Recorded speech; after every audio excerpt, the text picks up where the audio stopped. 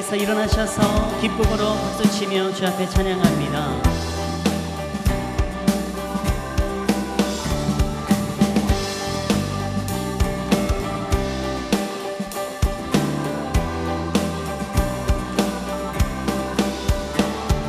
주의 친절한 발에 안기세 우리 마음이 편안하리니 항상 기쁘고 복이 되겠네 영원하신 발에 안기세 주의 친절한 발에 안기세 우리 마음이 편안하리니 항상 기쁘고 복이 되겠네 영원하신 발에 안기세 주의 발에 그 크신 발에 안기세 주의 발에 영원하신 발에 안기세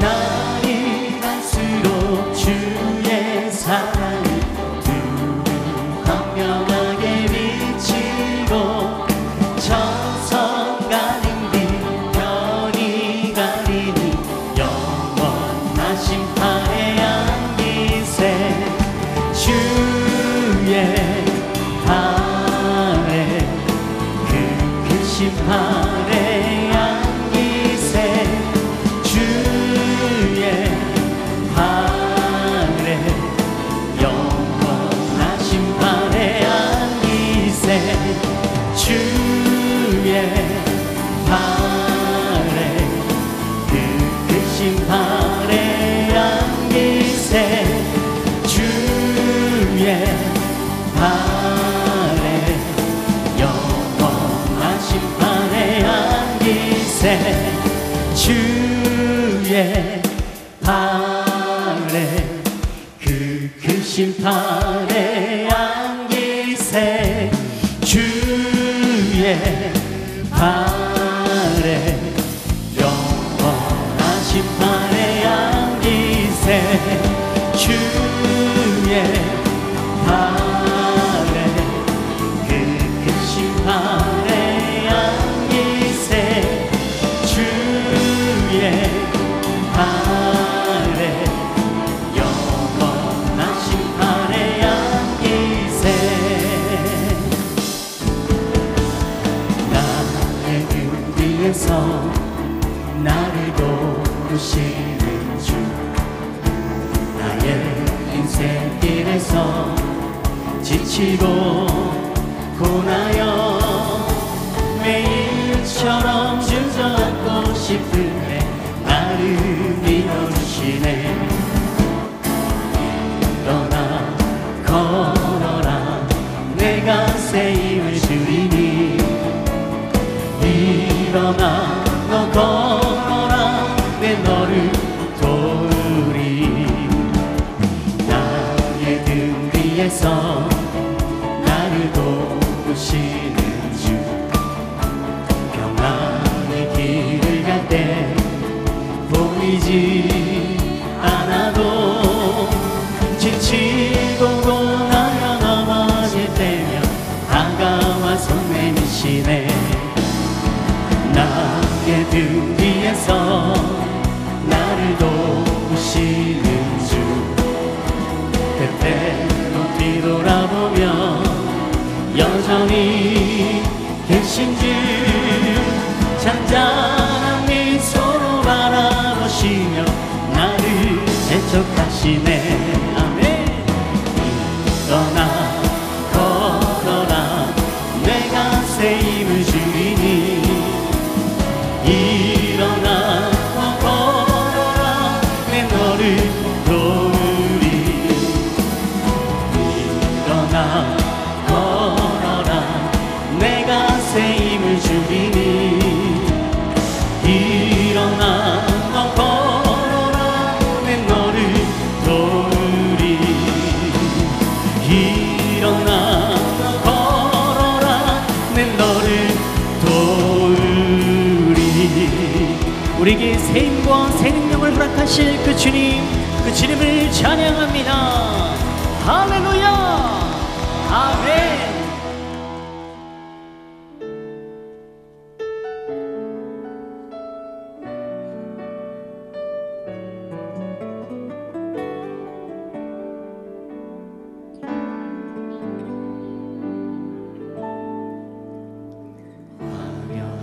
지 않아도 정결하게 사는 삶, 가진 것이 적어도 감사하며 사는 삶, 내게 주신 작은 힘 나눠주며 사는 삶, 이것이 나의 삶의 행복이라오. 이것이 행복이라오.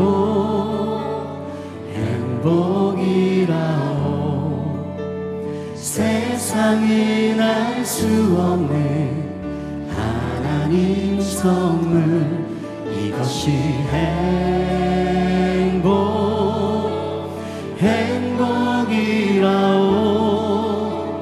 하나님의 자녀로 살아가는 것, 이것이 행복이라오.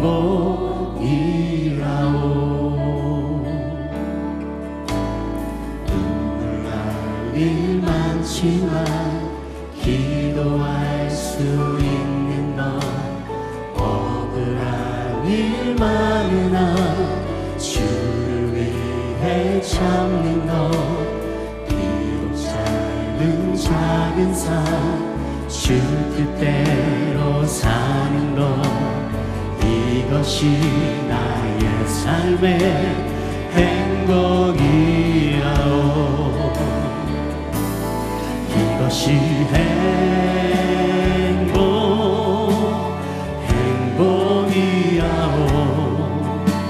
세상은 알 수 없는 하나님 선물, 이것이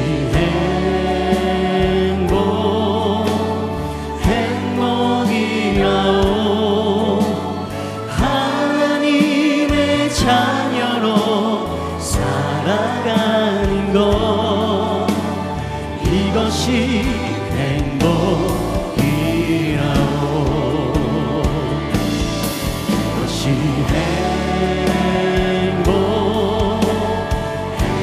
행복이라오. 세상은 알 수 없는 하나님 선물, 이것이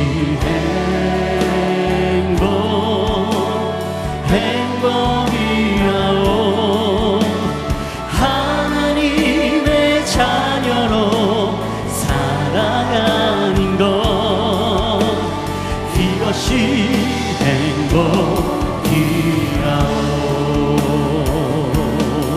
우리 두 손 높이 들고 찬양하며 나갑니다. 하나님의 꿈이 나의 비전이 되고, 예수님의 성품이 나의 인격이 되고, 성령님의 권능이 나의 능력이 되기 원하고 바라고 기도함. 전심으로 하나님의 꿈이 나의 비전이 되고, 예수님의 성품이 나의 인격이 되고, 성령님의 권능이 나의 능력이 되기 원하고 바라고 기도합니다. 원하고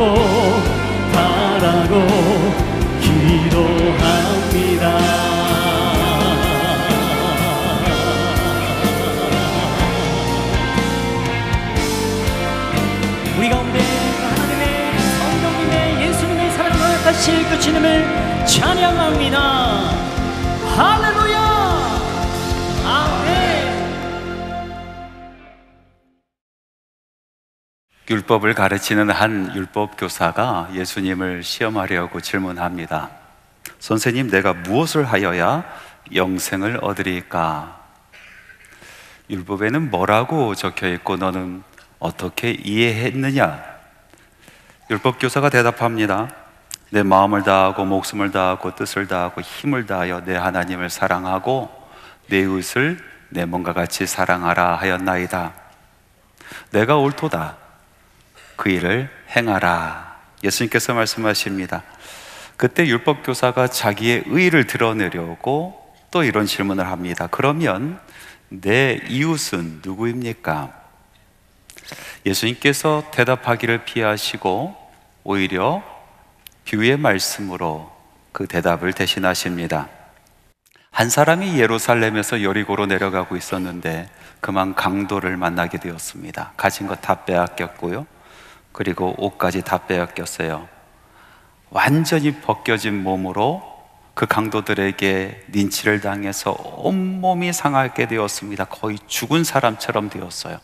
강도들은 그 사람을 죽은 사람 취급하고 길거리에 버려두고 가버렸습니다. 마침 그곳에 지나가는 사람이 있었습니다. 한 제사장이 지나가는데요, 그냥 모른 채 하고 갑니다. 또 레위인이 지나가는데 도와주지 않습니다. 다행히도 그 뒤에 한 사람이 찾아옵니다. 사마리아 사람입니다. 이 사람은 그 누워있는 사람을 보고 불쌍한 마음을 갖게 되었습니다. 그리고 달려가서 살펴보고 그 상처에 포도주를 붓고 기름을 붓고 자기의 짐승에 태워서 가까운 주막까지 데리고 갑니다. 그리고 지극정성으로 그 사람을 살펴보고 또 치료해 줍니다.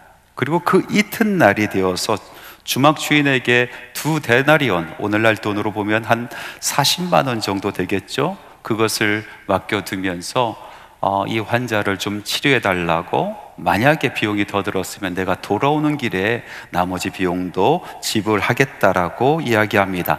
이 말씀을 마치시고 예수님께서는 그 율법교사에게 다시 질문하십니다. 이 사람들 중에서 누가 강도 만난 사람의 이웃이냐?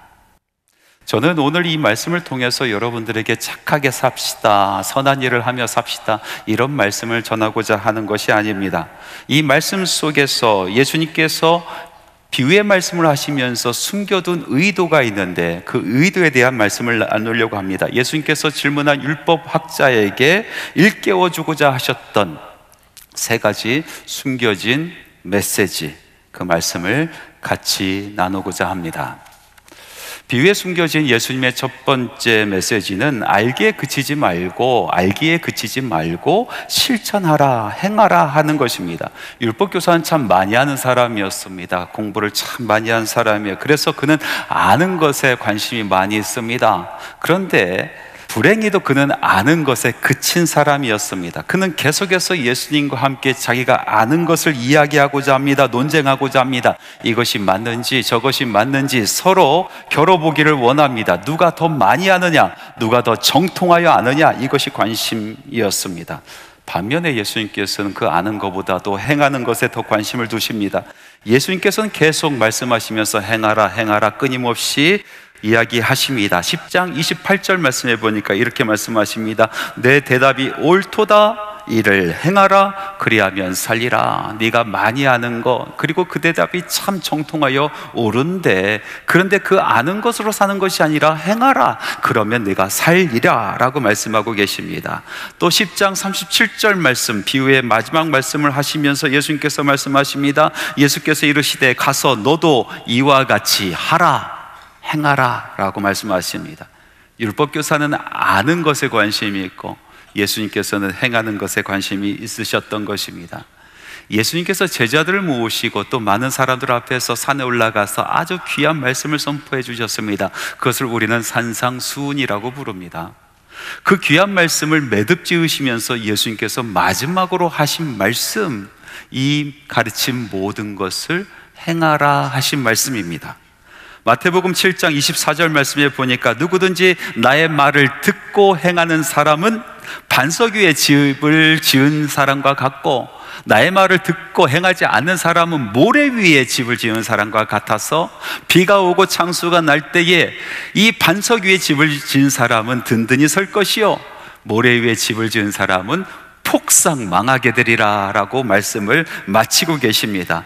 배우고 알게 된 것을 행하라, 이것이 예수님의 메시지였었던 것입니다. 어린아이가 영화를 봅니다. 히어로의 영화를 봐요. 그 영화를 보고 얼마나 감동을 받았는지 영화가 마치자마자 뭘 입습니까? 쫄바지 입어요. 그리고 망토를 두릅니다. 막 달려다니면서 자기는 날고 있다라고 생각하는 거예요. 눈에 힘을 주면서 광선을 막 발사합니다. 착각하고 있는 거죠. 그 아이에게는 절대로 그런 힘도 없고 나를 수 있는 능력도 없고 눈에서 광선도 안 나갑니다. 그런데 그것을 보고 감동하면서 마치 자기가 그것이 된 것처럼 생각을 하는 것입니다. 여러분, 들었다고 알았다고 감동받았다고 그런 사람이 되는 것이 아닙니다. 알게 된 대로 행하지 않으면 그것을 얻을 수도 없고 그렇게 될 수도 없는 것입니다. 알지만 하지 않는 이상은 그냥 껍데기 인생이 되는 것입니다. 알곡이 되지 못하고 바람에 날아가는 겨와 같은 인생이 되는 것입니다. 우리들의 이런 못된 습성, 내가 안다고, 내가 감동받았다고 마치 그런 사람이 된 것처럼 착각하는 이 못된 습성을 두고 야고보는 목소리 높여 이야기합니다. 너희는 말씀을 행하는 자가 되고 듣기만 하여 자신을 속이는 자가 되지 말라. 들음으로 말미암아 다 되었다라고 속지 말라. 그 들은 것을 행하는 사람이 되어야 된다라고 말씀하시는 것입니다. 예수님께서는 오늘 이 비유의 말씀을 통해서 행하는 것을 가르쳐주고 계십니다. 또 비유의 말씀을 보니까 예수님께서 이웃에 대한 사랑, 그 사랑을 어떻게 실천하는지에 대해서 자세히 설명하고 계시는 것을 볼 수가 있습니다. 말씀을 읽어보면 일정한 패턴이 있습니다. 한 제사장이 보고 피하여 지나갔다. 또 한 레위인이 보고 피하여 지나갔다. 그 뒤에 한 사마리아인이 보고 다가가 치유하였다. 이렇게 말씀하시면 되는데요, 마지막 이 한 사마리아인에 대한 이야기는 어떻게 도왔는지 아주 자세하게 긴 문장으로 설명하고 있는 것을 볼 수가 있습니다. 왜 그렇습니까? 도와주는 것이 무엇인지, 사랑을 베푸는 것이 무엇인지를 예수님께서 자세하게 제자들에게, 그리고 이 율법교사에게 알려주고 싶었었던 것입니다. 기독교에서 사랑을 강조하는 것처럼 유교에선 인이라는 것을 강조합니다. 인이 무엇입니까? 어질다라는 뜻 아니겠어요? 이 어지는 것이 무엇입니까? 어지럽다라의 준말입니까? 공자가 이 인에 대해서 설명할 때 이렇게 말을 합니다. 어떤 사람이 물에 빠졌을 때 그 사람을 보고 드는 첫 번째 마음, 연민의 감정, 이것이 곧 인이다. 다시 말해서 사람이 사람을 보고 느끼는 자연스러운 감정, 이것이 바로 인이다 라고 말씀하고 있습니다. 그래서 이 인을 가지고 정치하는 사람은 정치를 해야 되고, 장사하는 사람도 이 인을 가지고 장사를 해야 된다라는 가르침이 유교의 가르침인 것입니다. 그런데 기독교의 사랑은 이 인과는 조금 다릅니다. 사랑이라는 것은요, 우리 말씀에서 이야기하는 사랑이라는 것은 다함에 있습니다. 다함. 하나님을 사랑할 때도 우리는 목숨을 다하고 힘을 다하고 뜻을 다하여 사랑하라 하셨습니다. 다 해야 된다는 것입니다. 그것이 사랑이라는 것입니다. 오늘 여러분들과 함께 읽은 말씀 중에도 보면은 33절 말씀에 이런 말씀이 있습니다. 어떤 사마리아 사람은 여행하는 중 거기 이르러 그를 보고 불쌍히 여겨, 인입니다. 죽어가는 사람을 보고, 다친 사람을 보고 갖는 첫 번째 마음, 자연스러운 마음, 사람이 사람을 대하는 마음, 인인 것입니다. 그런데 여기서 멈추지 않습니다. 34절 말씀에 보니까 가까이 가서 기름과 포도주를 그 상처에 붓고 싸매고 자기 짐승에 태워 주막으로 데리고 가서 돌보아 주니라. 그 사람이 지금 가지고 있는 거, 할 수 있는 형편에 따라서 최선을 다했다라는 것입니다. 할 수 있는 것을 다 한 것이 사랑이다라고 말씀하고 계십니다. 그런데요, 여기서 멈추지 않습니다. 35절에 보니까 이튿날 하면서 그 다음날 하는 이야기까지 기록되어 있는 것을 볼 수가 있습니다. 아마 이튿날 이 이야기를 하실 때에 함께 듣고 있었던 사람들이 아마 깜짝 놀랐을 것입니다. 아니, 그 정도 했으면 다 했지, 그 정도 했으면 충분하지, 그 정도 해놓고 무슨 그 다음날 또 하라고 하면서 깜짝 놀랐을 겁니다. 그런데 예수님께서 말씀하시는 이 사랑의 다음은 이튿날까지 이어지는 거예요. 다 아는 것입니다. 주님께서 제자들을 사랑하시되 끝까지 사랑하셨다라는 말씀처럼 우리 말씀이 이야기하고 우리에게 가르쳐 주시는 그 사랑이라는 것은 다함에 있습니다. 제가 청년 시절에 중요한 약속이 있어서 정말 말쑥하게 옷을 차려입고 약속 시간에 늦지 않으려고 서둘러서 막 걸어가고 있는데, 저 앞에 이 벽에 기대에 서 계신 나이 많으신 할아버지 한 분이 계시는데요, 그분이 넘어갈똥 말똥 이러고 서 계시는 거예요. 저분 넘어가는데 쓰러지는데.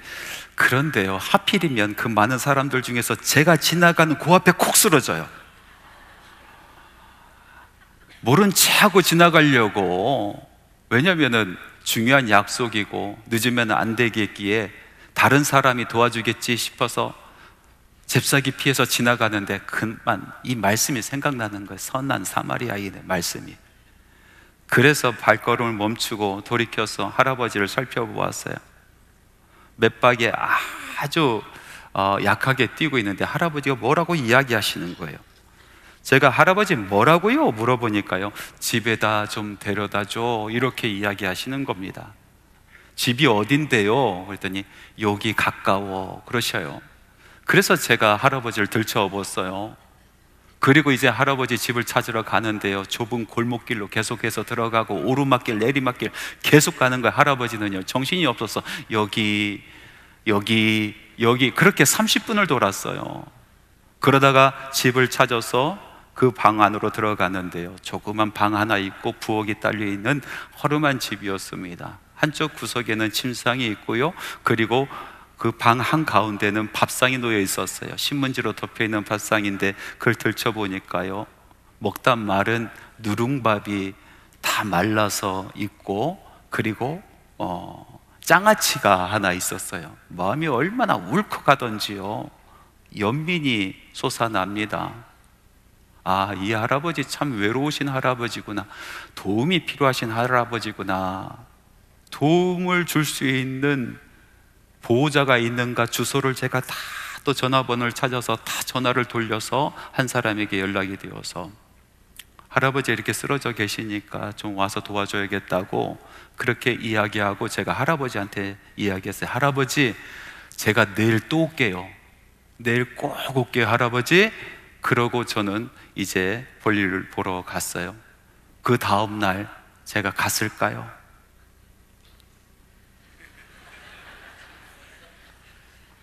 안 갔습니다. 왜? 연민의 마음이 없어졌어요. 아, 내일 가지. 내일 되었는데 가기 싫어요. 그래서 다음 주에 가지. 그러다가 지금까지 못 갔어요. 여러분, 인이라는 거, 이것은 쉽게 없어지는 거 아니겠어요? 사라져버리는 거예요. 눈앞에서 사라지는 순간 그 마음도 사라집니다. 여러분, 오늘 말씀 속에서 예수님께서 이야기하시는 것은 그 인으로 살아가라는 말씀이 아닙니다. 사랑으로 살아가라는 것이에요. 그 사랑이라는 것은 다 한다라는 것입니다. 다 한다라는 것입니다. 다 해서 포시되라는 얘기죠. 힘든 일입니다. 십자가를 지는 일입니다.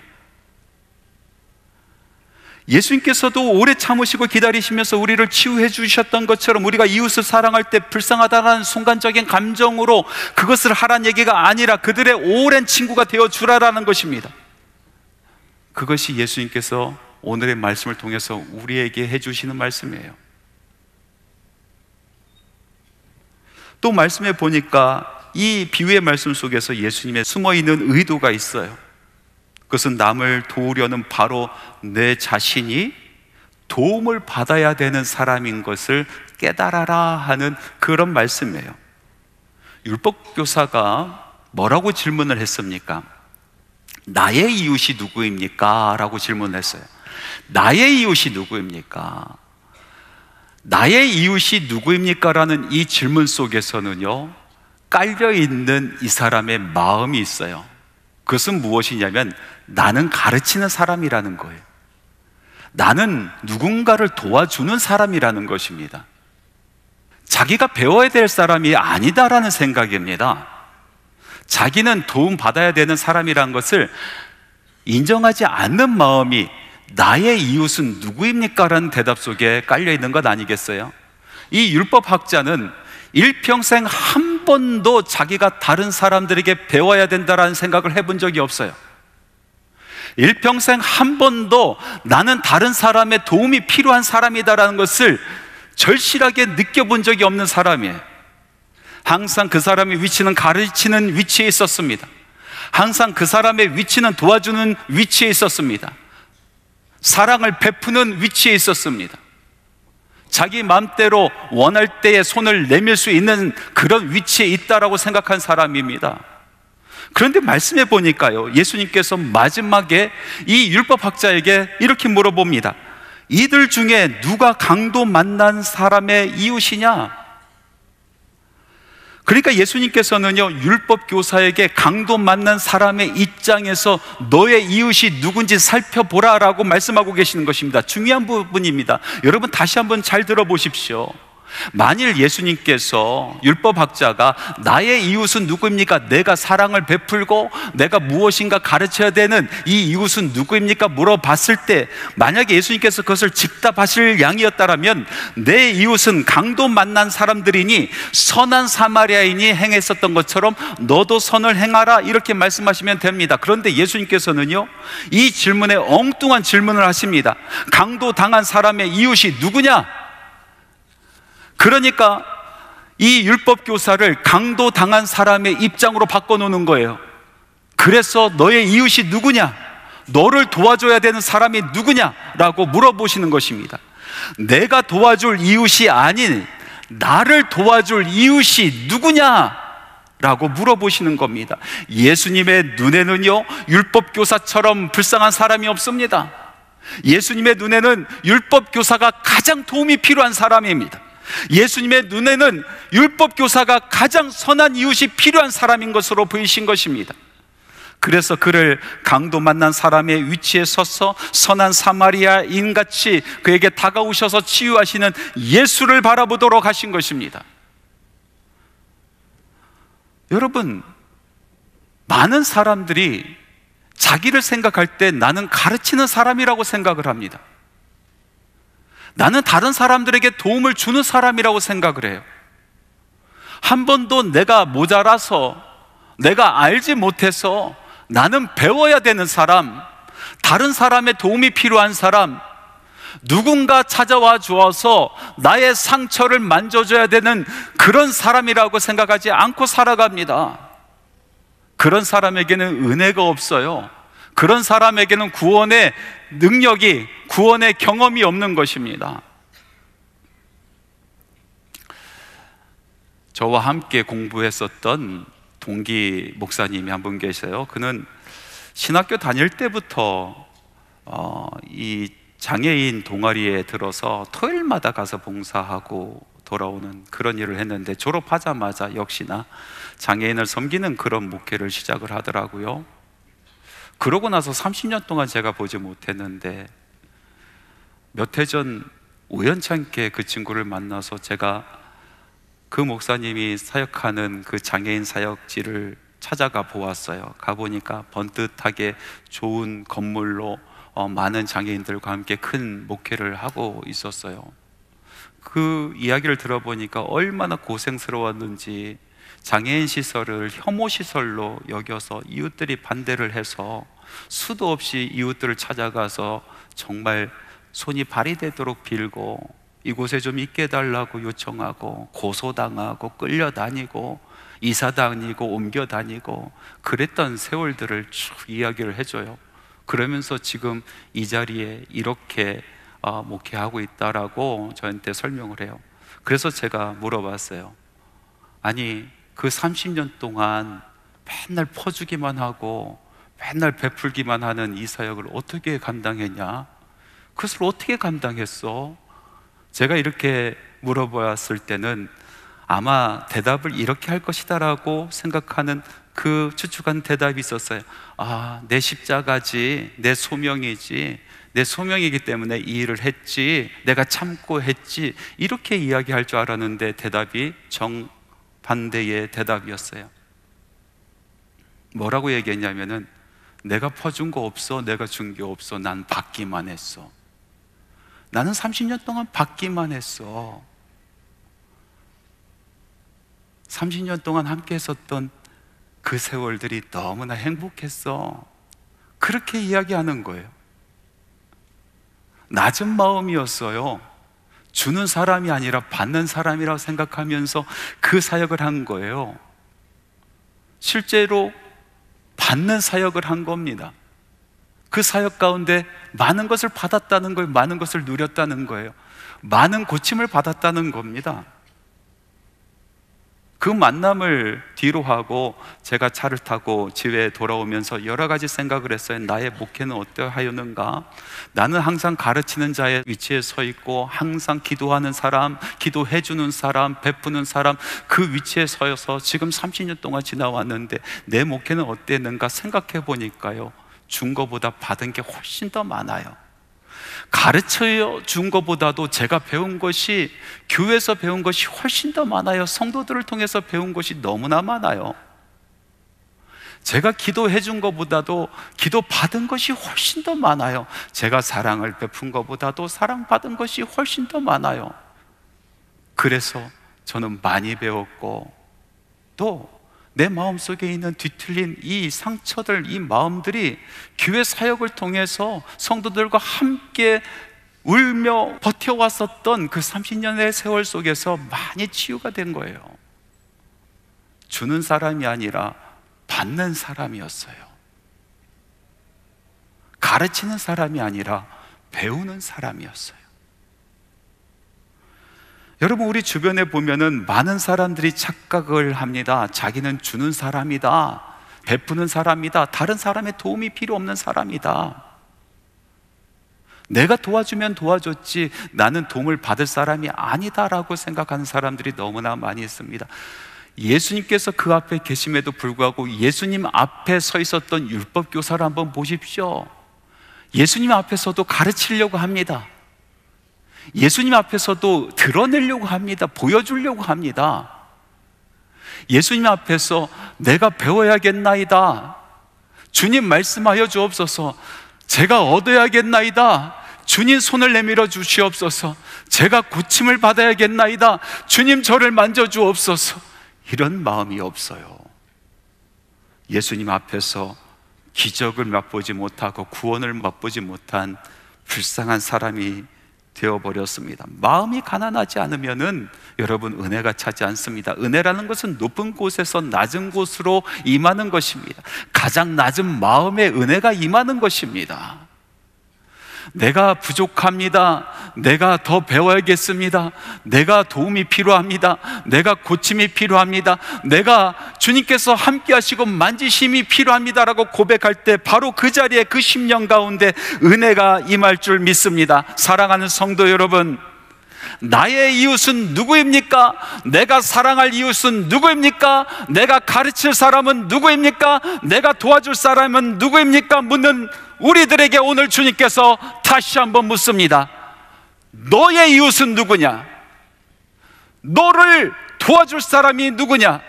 세상 일로 찢겨진 그 옷을 보시고 이곳저곳 난도질 당한 그 심령을 싸매시고 죄로 물들여서 화인 맞은 양심이 되어 있는 그 양심에 포도주를 부어주시면서 예수님께서 다시 한번 물어보십니다. 너의 이웃은 누구냐? 아직도 모르겠느냐? 너의 이웃은 누구냐? 주님이십니다. 예수님이십니다. 제가 강도당한 사람입니다. 제가 고침을 받아야 되는 사람입니다.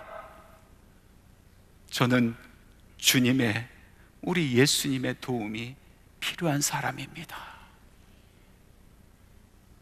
그렇게 고백해야 되지 않을까요? 사랑하는 성도 여러분, 오늘 말씀으로 여러분들과 함께 선한 사마리아 사람에 대한 비유의 말씀을 같이 들었습니다. 이 이야기를 통해서 예수님께서 율법학자에게 이것 좀 깨달았으면 좋겠다라고 하신 그 숨겨진 의도의 질문들이 있었습니다. 오늘 우리에게 다시 물어보십니다. 너는 말씀을 아는 사람이냐, 아니면 행하는 사람이냐? 너는 순간적인 감정으로 살아가는 사람이냐, 아니면 사랑을 하되 다 하는 사랑을 하는 사람이냐?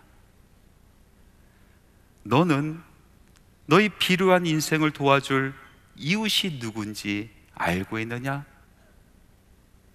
너는 정말로 선한 사마리아인처럼 우리에게 다가오시는 예수가 필요한 사람이냐?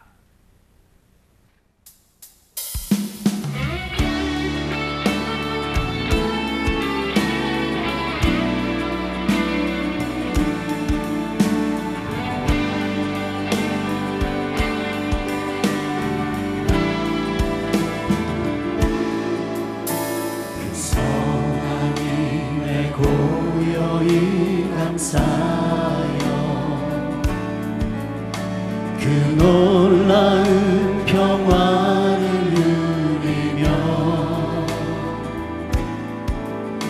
나 그대들과 함께 걸어가네. 나 그대들과 하늘을 여네. 지나간 허물 어둠의 날들이 무겁게 내 영혼 짓눌러도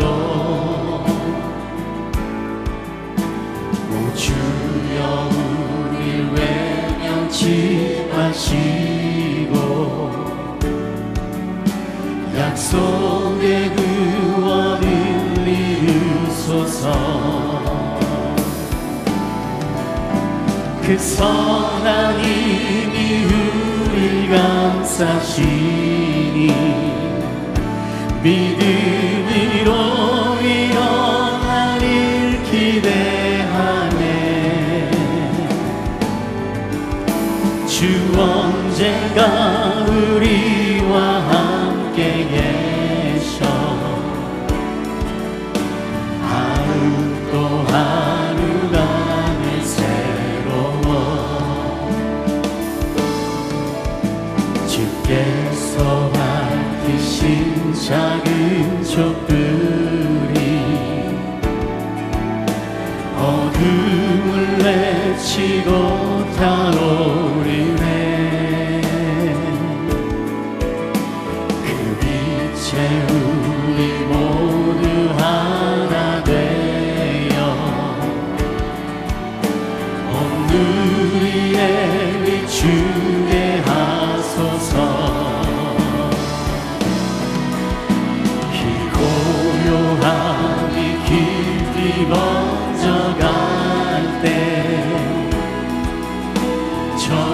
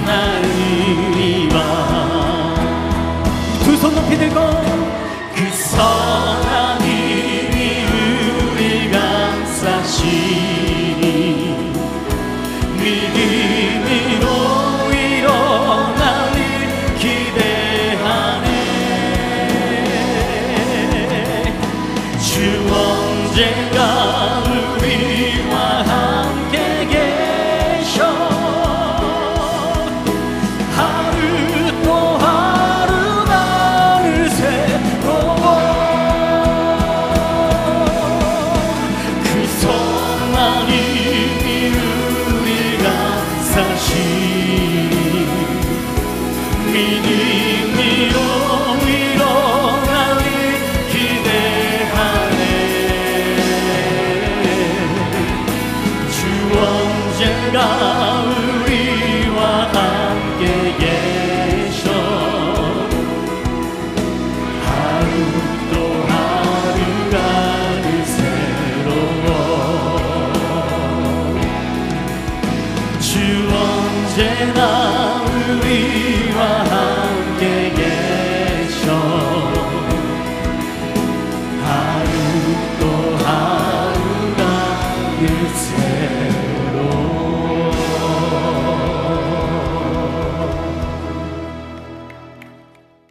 예수 그리스도의 은혜와 하나님의 그 헤아릴 수 없는 사랑하심과 성령님의 교통하시고 충만하시며 역사하시고 동행하심이 우리 하나님을 찬양하고 주님의 말씀 부여잡고 세상으로 나아가는 주님의 사랑하는 자녀들의 발걸음 위에 우리 하나님의 나라를 위하여 꿈꾸며 사역하는 모든 사역 위에 지금부터 영원토록 함께 하시기를 간절히 축원하옵나이다. 아멘.